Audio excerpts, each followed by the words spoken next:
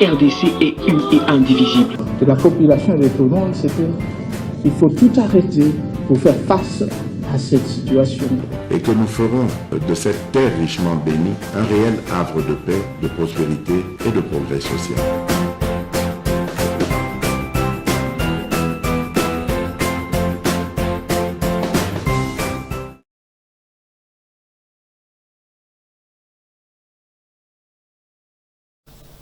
Officiel. Maramususu ya komona ba célibataire rebelle na Congo esili. So muni muntu aza célibataire c'est que mutu ango hein ezana ye molimo ba bwakela ya kindoki. Parce que au Congo au moins le problème est résolu. Donc les balles ezali société o na boy mobi ko 500 balles. Dans le 500 il commence à 250. Ba vendre $1 à 500. 250, 500, voilà madame Mobimba. Il faut à la Vierge, à 500. Bon, c'est discutable. Ah, petit nangai. Ngai na keko bala moisi. Dépense linga ba 10 000. Muntu a de vierge ye kaka na tige, na coca, na kit ofele. Ngai na keko zoa. Na 500 na pesi bino mbote. Merci na bande ko nyonso bozoli ko landa biso tous les célibataires acclamés bonne nouvelle.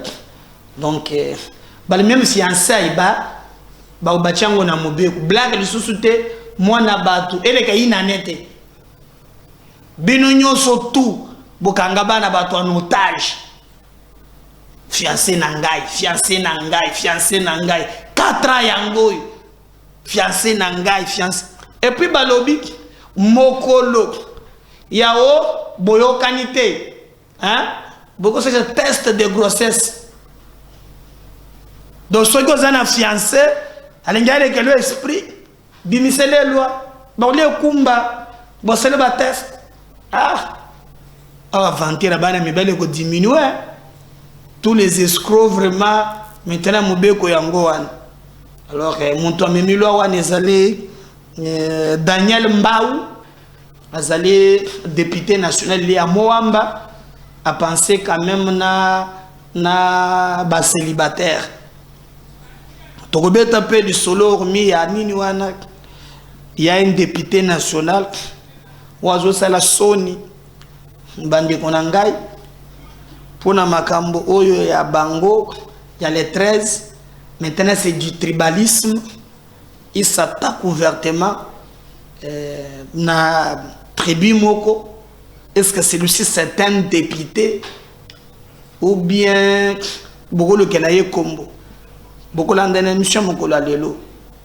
Katumbi ayambaki ba tonaye na mwana kyango na neli ya bakas ya basango. Bakutanaki basololaki na batonaye pour bayi kampiko basala par tous les moyens alobi ya kozwa bokonzi ako diriger bapesa ye chance mais na katimini rencontre moko esalamaki ambongo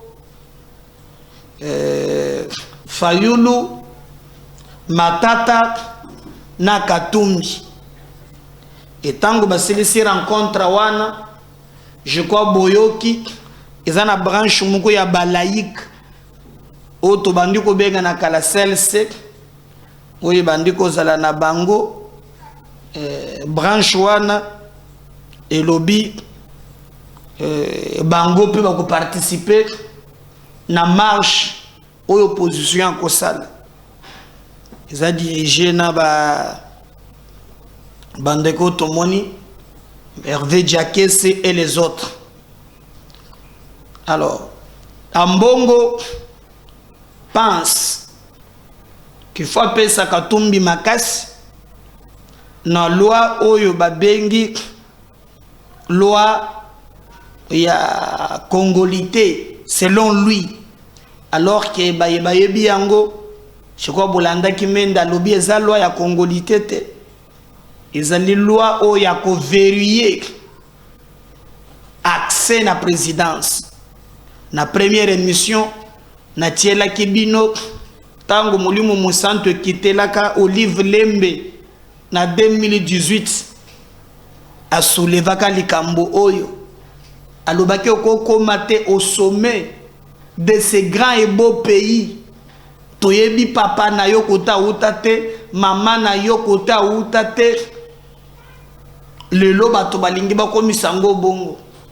Alors, ambongo a multiplié ba contact na bango ba sololi a rassuré bango a lobby makambo ko tambol.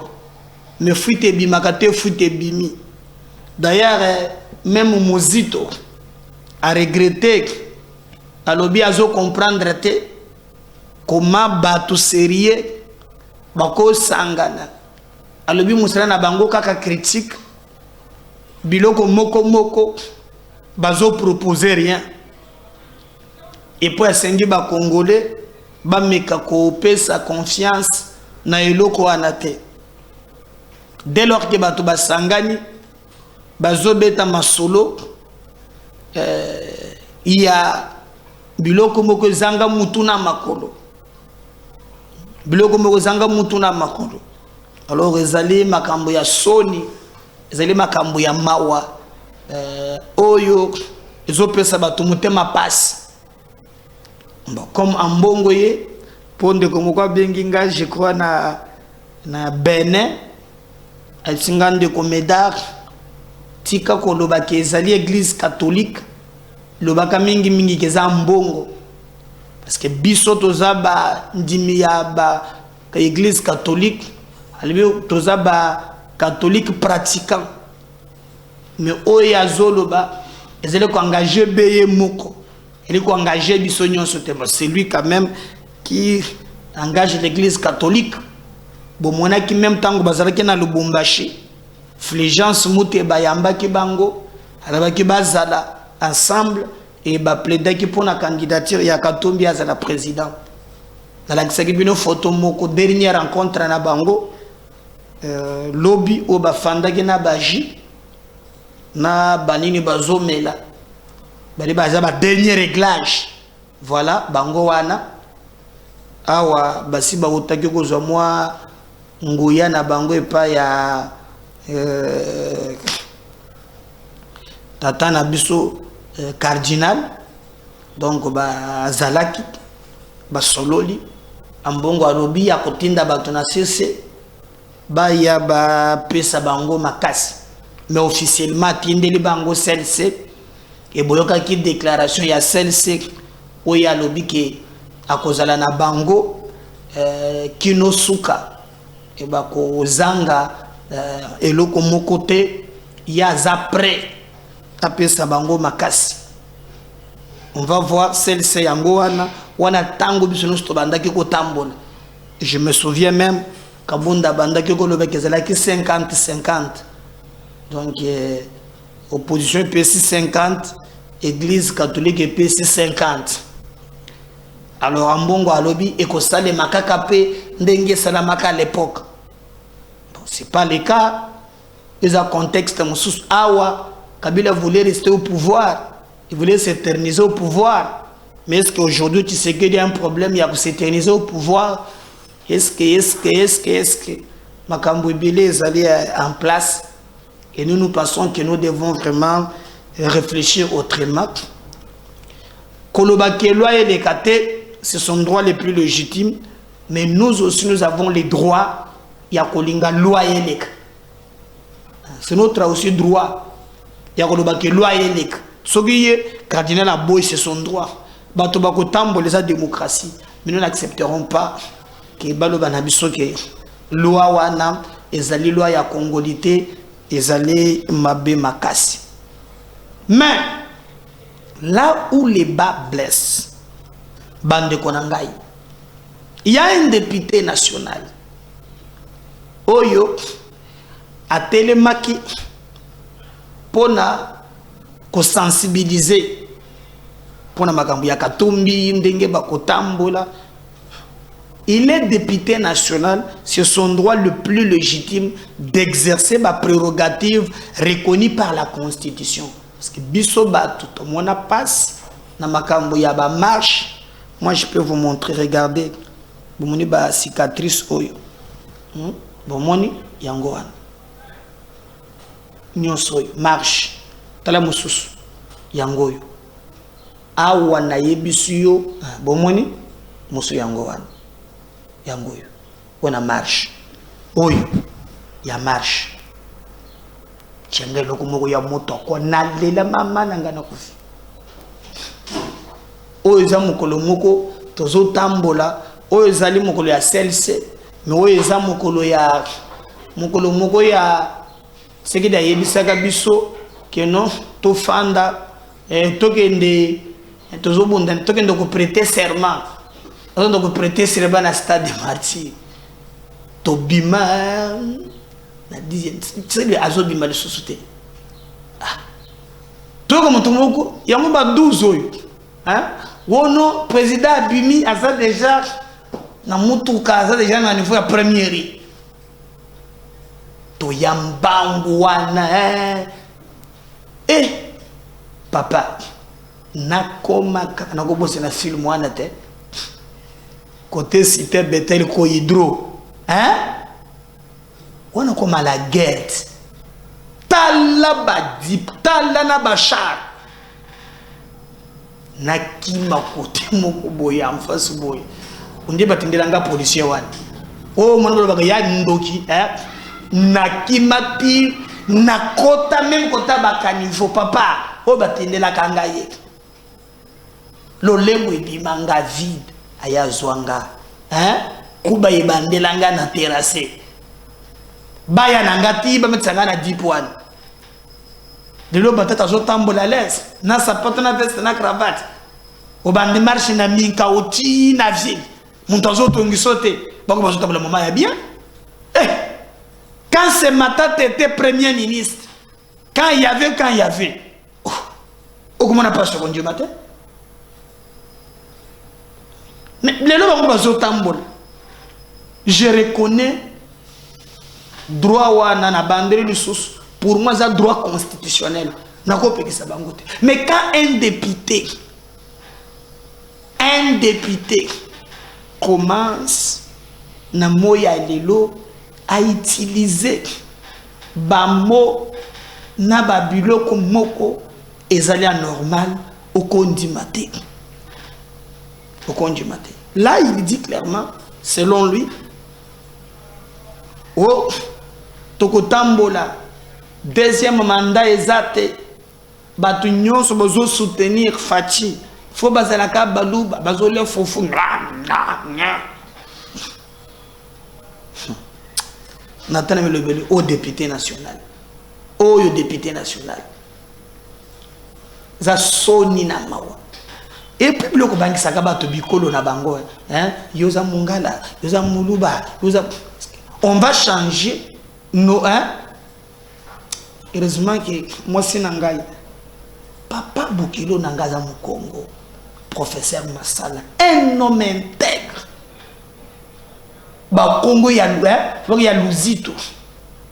Maman Boukilo Nangaï. Il y a 500 terres. Il y a une chance. Il y a vraiment paquet. Hein? Voldi na valdia lobia oh non et pas na bango bandakala ezalaka ndenge wana te nga bala mu Congo paquet équita hein na église kimbangiste yo je moi c'est pas kimbango za na danger pour so bali soko ko enrôler yo oko mi déjà peu ko c'est ça le mal donc ngana boyoka na kimbango ça depuis quand. Mais moi j'ai marié ma femme en tout cas ils allaient à tout. Bato ya luzito, hein? Ba Congo bato ya. Ba kuye ba mwanda semyo yo na bayan kyo nga na comprendre kate. Hein? Botal député national, Boyoka. Attendez-nous. On va revenir juste après. Population la bimu kwa tombolo quand le mozo ba mu kwa to fachi beton sala 15 ans. Population la bimu kwa tombolo quand le mozo ba mu kwa tombolo. La ni mutola muluba. Akasa. J'ai que l'élection cause la terre. Omoni mutola baki. Tanga zolo ba sote mo azolia fufu. Facho ko sala 15 ans. Facho 15 ans. Ah Meli. To la suka masolo na biso. Fachi eza impossible à jouer deuxième mandat. Impossible pour la biso ba dernier staff tous en mukili. Je te dis impossible. Donc, on a vu ce que l'élection est en 2023. Ngaï Daniel Saf. Le 28. Le 28 décembre. Et là, on a un Katumbi, on a un parti.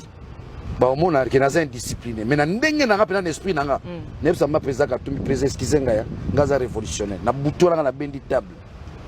Chers Congolais, à partir d'aujourd'hui, le fait qu'il n'y a pas d'élection, je me proclame président du Congo. Ce n'est pas possible. Mbote peut changer combien? Bonjour. Bonjour, monsieur le président. Voilà. Wana Bolandi. Mais extrême monsieur Zali où il y a sensibiliser toujours Batonaye. Namakambo. Boyoki non? Du tribalisme. Mais boyoki monsieur ce qu'il a dit. On va revenir.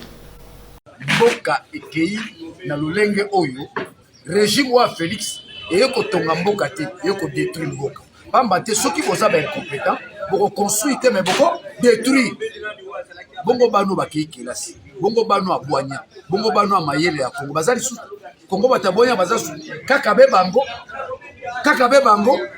régime obo benga ngo régime ya libundu régime à zéro régime échec régime à sonne régime à fufuna whisky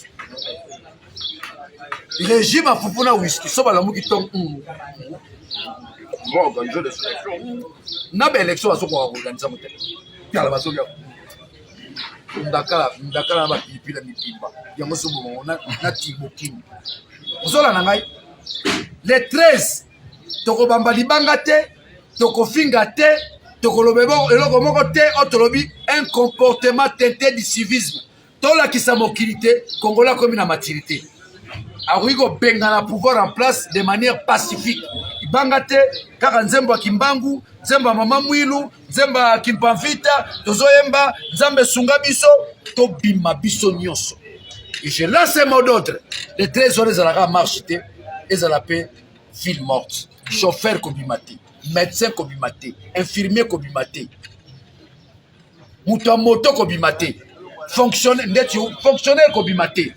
Enseignant, bato longola mnoso ba 10 000 tala pouvoir. Bozo ibatina ba enseignant, tala libabi ba limbazo. Ba longoli ba enseignant 10 000. Enseignant ko bimate. Mokolone za la kao. Nanzela kao wana chilomba ko banga. Il va jeter l'éponge. Bataille de pes ba ko banga. Ils vont jeter l'éponge. Union sacrée, on a zobenga lelo la marmite de Kokambala. Ba ko banga.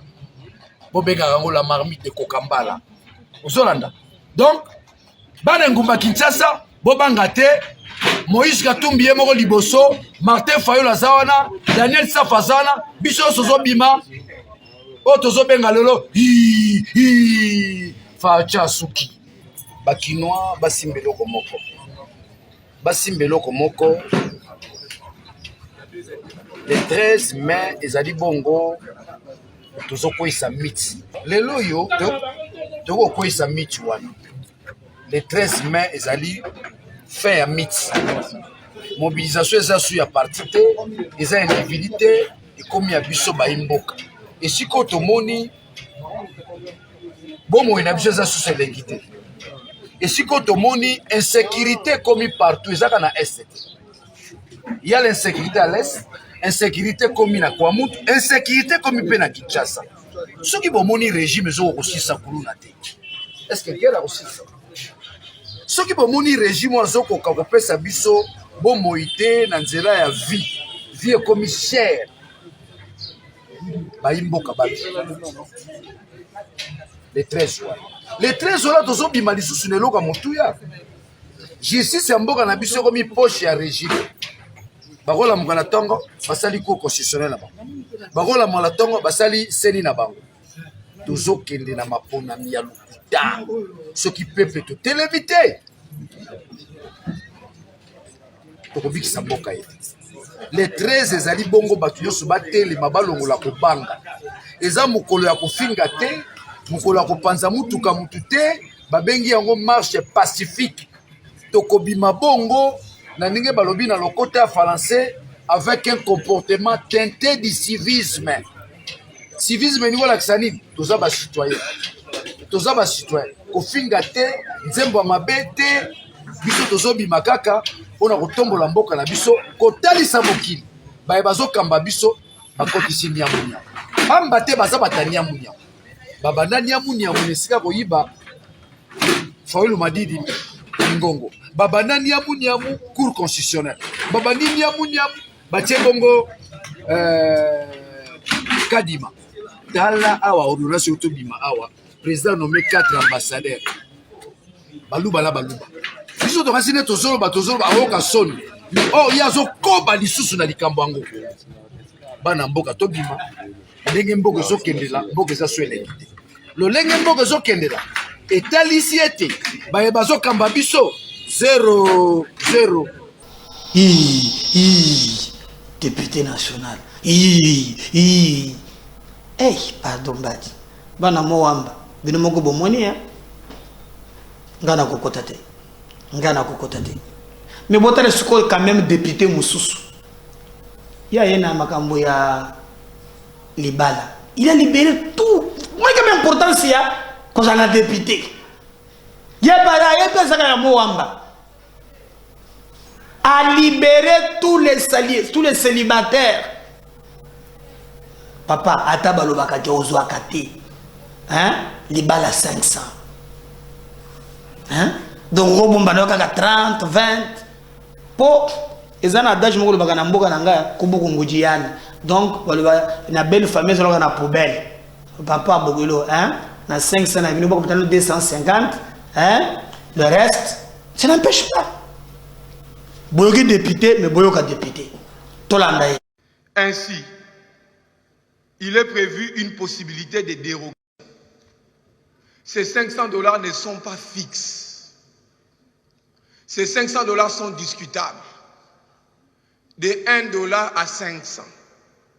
Moi, par exemple, ma mère, on l'a épousée avec $50. Cela n'a pas empêché ma mère d'avoir 10 beaux enfants et de créer une famille nombreuse, et dans laquelle il y a même un jeune député national, humblement que je suis, et serviteur de Dieu et pasteur. La clause de convention numéraire permet aux personnes nanties, parce que la question de la dot est aussi une question sentimentale, de déroger à la loi volontairement. Ils peuvent donner 100 000, 200 000, autant qu'ils veulent. Mais la proposition de loi ici a pour vocation à placer tous les Congolais sous le pied d'égalité.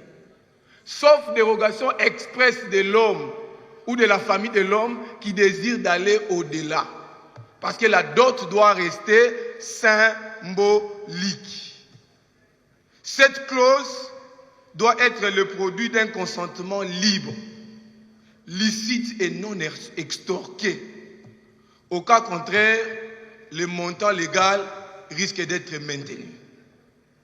Honorables députés et chers collègues, d'aucuns enfin se poseront la question de savoir qu'en est-il des cérémonies festives qui accompagnent la célébration du mariage en famille.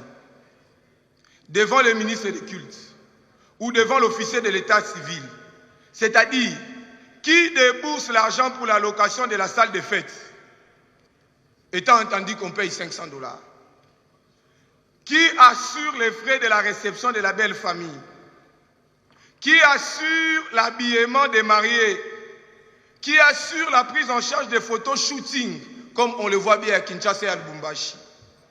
La présente proposition règle la question en imputant la charge de ces obligations aux futurs époux qui doivent s'organiser et s'assurer avant de convoler en juste noces et avant d'embarquer les deux familles dans une aventure de mariage, qu'ils ont des moyens nécessaires pour pourvoir à tous ces besoins.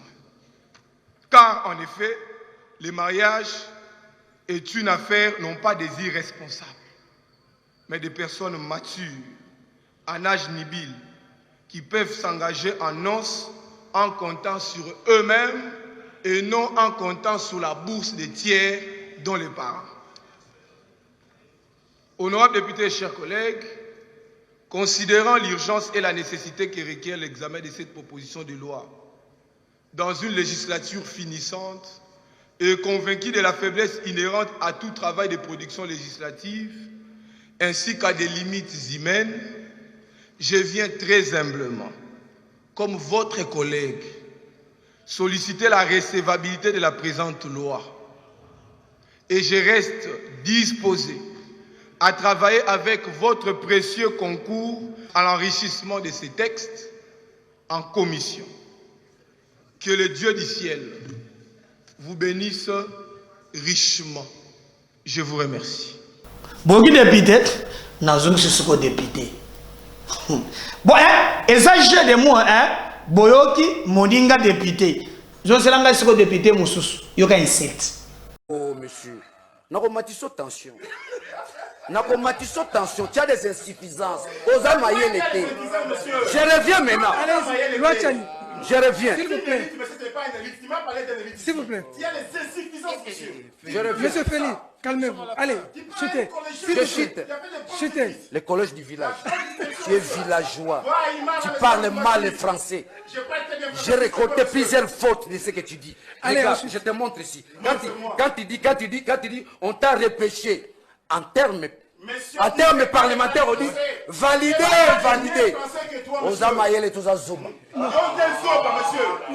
reviens.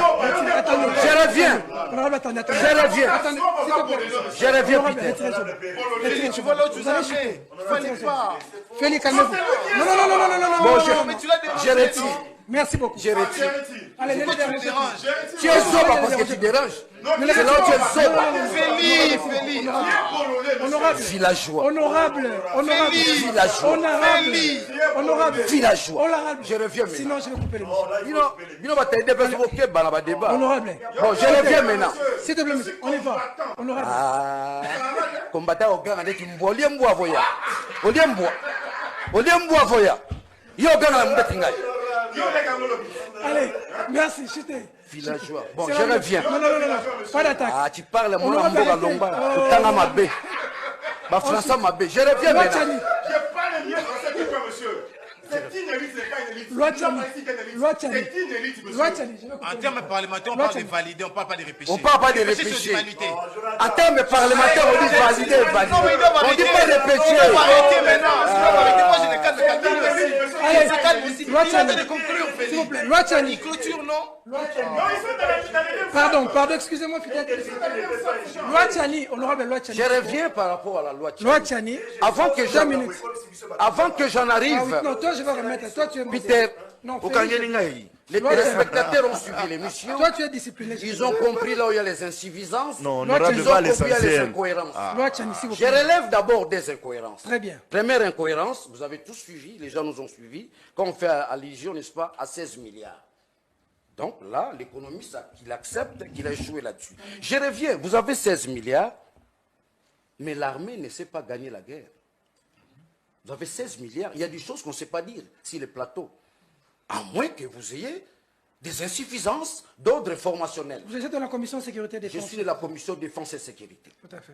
Parler de 16 milliards. Je reviens. J'aimerais que les gens retiennent une chose de ces plateaux. La notion de l'État. J'ai développé la notion de l'État. Les amis, par l'intention, la mission de défendre l'indéfendable, ils se sont vautrés dans cette notion de l'État. C'est là où ils sont cloués. Ceux qui nous suivent comprennent qu'ils n'ont pas la notion de l'État. L'État est lié à la puissance, comme a dit la ici. La puissance publique est liée à la notion de l'État. Là où il y a la puissance publique, il n'y a pas les koulouna. Là où il y a la puissance publique, il n'y a pas les détournements de l'argent destiné à l'État. Là où il y a la puissance publique, il y a l'ordre, il y a l'harmonie. Là où il y a la puissance publique, on ne va pas vous empiéter d'autres parties de terre. Très bien. Aujourd'hui, le Congo n'est plus un État-nation. Allez lire la notion de l'État-nation. Honorable, à Makala, il y a un quartier qu'on appelle l'Ukraine, vous savez. L'État n'est plus là. Voilà. Donc aujourd'hui, Ndeko Bazin, j'ai du respect à Ndeko Kaembe. Excusez-moi, s'il y a eu des petits couacs, excusez-moi. J'ai la vraie valeur Comme l'a défini Gabriel Marcel, c'est l'homme qui est créé, qui est mon miroir. Voilà. Gabriel Marcel dit, je me découvre à travers l'autre. Excusez-moi, prochainement ça ne se passera pas comme ça. Vous savez, vous savez qu'on assiste combien l'IDPS, combien l'Union sacrée a détruit l'État, ça fait mal parfois. Et quand on vous voit, si vous étiez Félix, j'allais sauter sur vous. Je vous dis pardon, si vous étiez Félix Tshisekedi dans ces débats, j'allais sauter sur toi. Je reviens. Je reviens. Ensuite, par la loi je reviens. 2 minutes, honorable. Je reviens. Non, je reviens. Les amis, soyons honnêtes. Bazin, tu as fait le droit, vous êtes intellectuel. Ce que vous avez développé sur la notion de l'État, c'est pas ça. C'est ça le problème du Congo. Le Congo n'est plus une nation, le Congo n'est plus un État. Très bien. Le Congo devient un pouvoir coutumier, assis sur les valeurs coutumières. C'est ça le Congo aujourd'hui. C'est ça le Congo. Et si nous continuons à observer, Fachi, moi je crains même que nous soyons atteindre la fin du mandat. Nous risquons de perdre. Il y a des États qui disparaissent. Les États disparaissent. Ce qui se passe ailleurs, si nous continuons à envoyer les gens à la télévision, Kabouya t'envoie, qui d'ailleurs fit mon ancien coiffeur à l'IDPS. Alors, je reviens maintenant. Je reviens. La loi Tchani.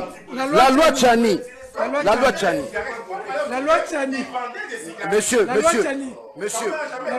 Toi qui... Je viens avec la loi Tchani.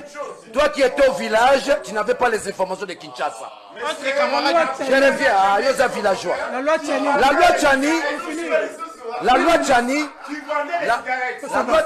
Ça va. Vraiment. La loi Tchani, s'il te plaît. La loi Tchani. Monsieur. La loi Tchani. Que je vende des cigarettes ou pas, j'ai grandi comme un enfant pauvre, sans papa. Que je vende des cigarettes, je vends du tout. J'ai grandi dans cette ville, c'est ma mère qui m'a élevé. Je suis un enfant d'un pauvre. Tu comprends? Tout ce que je peux vendre. Je reviens maintenant. La loi Tchani, en fait, c'est quoi?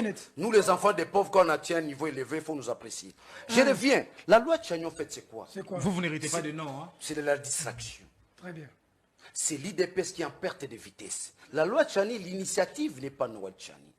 Noël Tchani, c'est un chômeur. Noël Tchani n'a rien. Noël Tchani? Non, mais il ne faut pas dire qu'il est parlementaire. Il enseigne à quel? Non, il n'est pas parlementaire. Dans quelle université? On n'aura pas chuté. Toi, tu es menteur. Noël Tchani enseigne à quelle université? Quelle université? Quelle est sa charge de d'horaire? Il enseigne quel cours? Tu vas vivre dans le Kouta, monsieur. Allez, très bien. Chutez. Je reviens. Chutez. Je reviens. Faut bien dire Tchani, pas Tiani. Non, Peter, en fait, on a mis fin à... Tu parles très mal, mais laissez-moi parler. Je dis ceci, Peter. Ça n'existe pas, cette affaire. Je le suis quand même. Toi, tu ne le seras pas dans ta vie. Tu ne le seras jamais. Je fais quelle honte? Je fais quelle honte? Vous êtes dans les injures. J'ai juré qui? Tu as juré qui?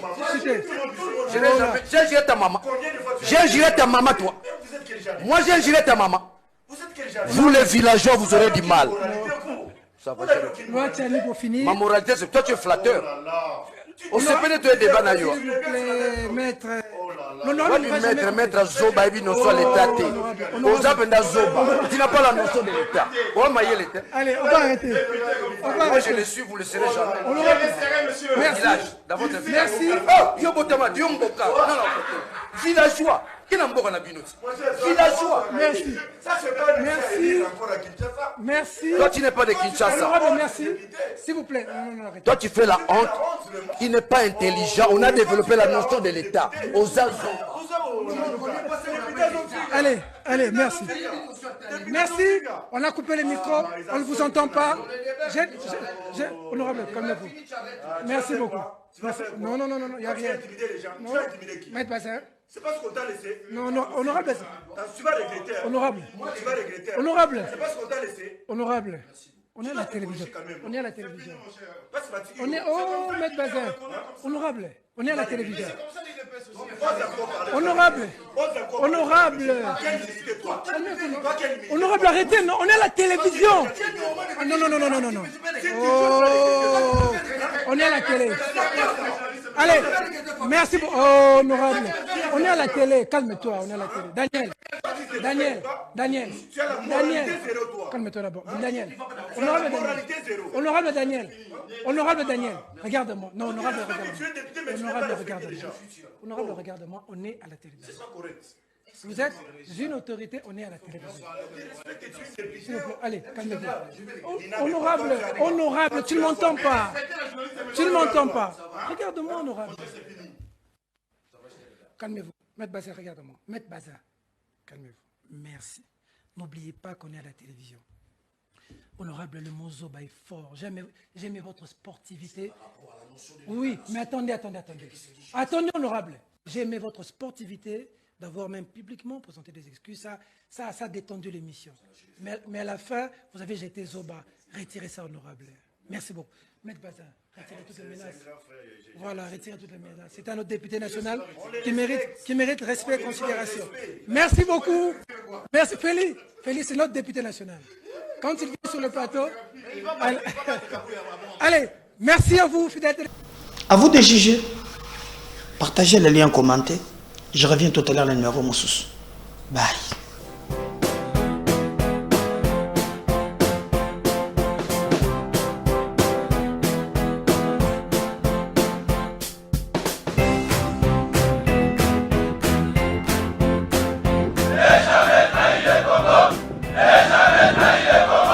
La RDC est une et indivisible. De la population et de tout le monde, c'est qu'il faut tout arrêter pour faire face à cette situation. Et que nous ferons de cette terre richement bénie un réel havre de paix, de prospérité et de progrès social.